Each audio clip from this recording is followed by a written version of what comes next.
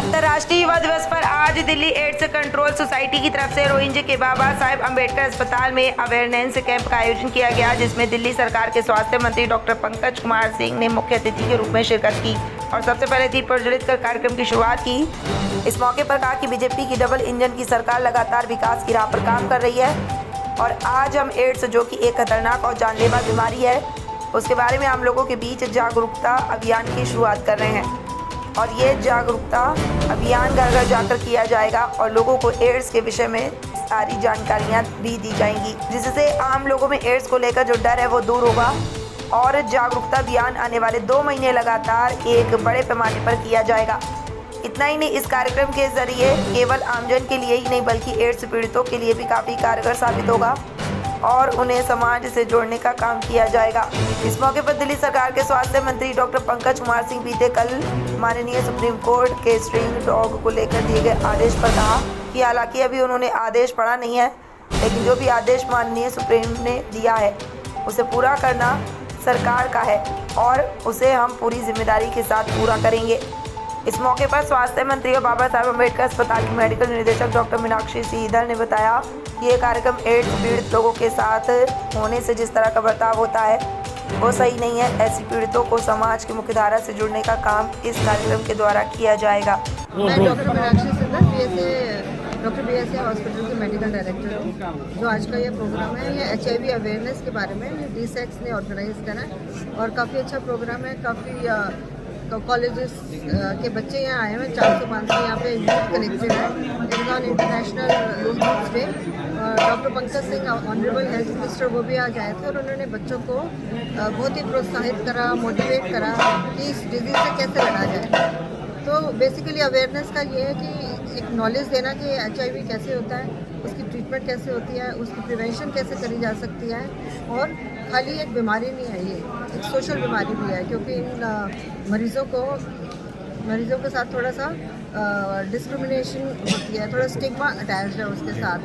तो जो लोग उनके साथ बात करना पसंद नहीं करते, उनके साथ खाना नहीं पसंद करते, बहुत सारे मिथ्स हैं कि उनसे बात करने से, खाने से हमें भी शायद हो जाएगा और उनको थोड़ा नीची नज़र से देखा जाता है कि शायद उन्होंने पता नहीं कौन से पाप कर दिए हैं कि उनको ये बीमारी हुई है। तो यही स्टिग्मा हमको रिमूव करना है। जैसे मंत्री जी ने कहा कि एक बच्चा अपने आसपास, अपने परिवार में, अपनी फैमिली में, अपने कॉलेज में, जैसे एक कैंडल से कितने हज़ारों कैंडल जल सकती हैं, नॉलेज भी वैसी होती है। हर बच्चा अपनी नॉलेज अपने तरीके से प्रचार करेगा और इन HIV जो पीड़ित लोगों का, उनको हमारी सपोर्ट की ज़रूरत है, उनको प्यार की ज़रूरत है। किसी ना किसी कारण, एक ही कारण नहीं होता उसका, कई बार इंजेक्शन यूजेस से हो जाता है, ब्लड ट्रांसफ्यूजन से भी हो जाता है और बच्चे को माँ से हो जाता है। बहुत सारे उसके कारण होते हैं। तो हमें इन मरीजों को सपोर्ट करना है, उनको सहानुभूति देनी है, प्यार देना और उनको ये बताना कि वो हम लोगों से अलग नहीं है, वो भी हमारे जैसे हैं और बीमारी है, बस उसका इलाज हो जाएगा। मैम, आपको क्या लगता है कि जिस तरह की जो अवेयरनेस कैंप है इनसे कितनी हेल्प मिलेगी और कितने कारगर? बहुत फ़र्क पड़ेगा।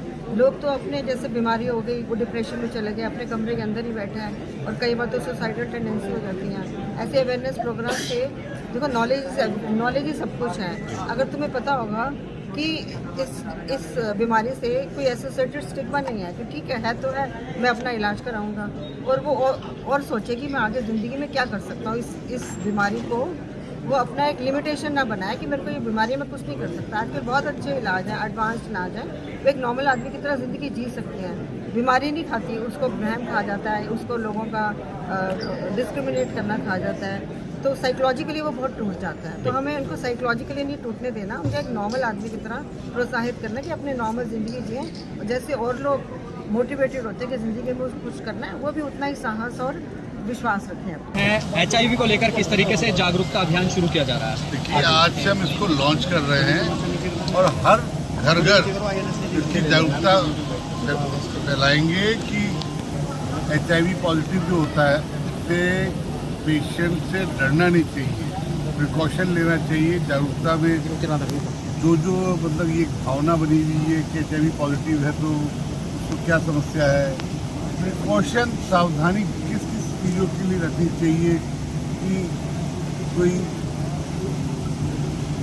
इन्फेक्टेड इंजेक्शन ना हो, मास्क के कारण होता है एक बच्चे को, ऐसे नॉर्मल नहीं होता है। ये सब जागरूकता फैलाएंगे और हर घर डोर टू डोर हमारे डॉक्टर्स जाएंगे, हमारी टीम जाएगी वो जागरूकता को फैलाएगी। हम दिल्ली सरकार इसके ऊपर पहले ही पेंशन दे रही है और भी अगर कोई EWS रहेगा उसको भी हम ऐड करके उनके लिए भी पेंशन। सर कई बार देखा जो है हीन भावना से समाज में देखा जाता है, इसको लेकर क्या कहेंगे, क्या संदेश देंगे?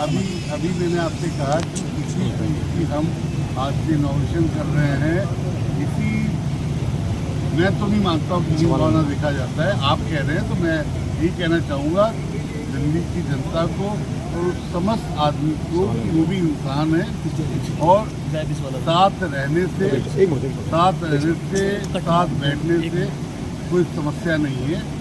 इसी जागरूकता को हम डोर टू डोर फैलाने जा रहे हैं। सर कई बार देखा जाता है कि प्राइवेट हॉस्पिटलों में कई केस आते हैं कि HIV जो पेशेंट है उनका इलाज करते समय मना कर दिया जाता है, अस्पताल में ऐसा नहीं होता, क्या उनके खिलाफ कोई कार्रवाई करेंगे आप?